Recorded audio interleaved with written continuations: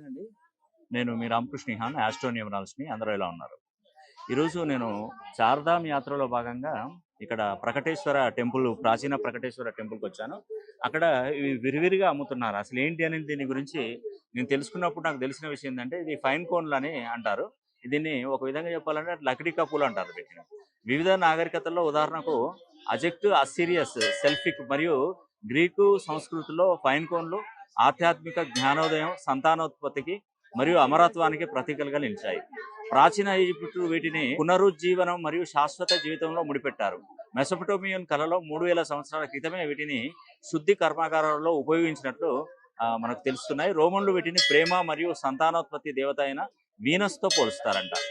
వాటికన్‌లో దాదాపుగా 1800 సంవత్సరాల క్రితమే పురాతనమైన ఒక పెద్ద ఫైన్ కోన్ విగ్రహం కూడా ఇప్పటికీ ఉందని మనకు తెలియజేస్తున్నారు. హిందూ మతంలో ఫైన్ కోన్‌లు సంతానోత్పత్తికి మరియు సమృద్ధి ప్రతీకలు. కాబట్టి ఇవి ఇంటికి మనకు తీసుకొచ్చి పెట్టుకున్నట్టయితే సంతానం లేని వారికి సంతాన యోగ్యత అండ్ మనస్సు ప్రశాంతత ఇలా ప్రతీదీ ఉంటుందని ఇక్కడ మన వాళ్ళు చెప్తున్నారు. కాబట్టి ఇదొకసారి మీరు వెళ్ళినప్పుడైతే ఇదొకసారి ట్రై చేయండి.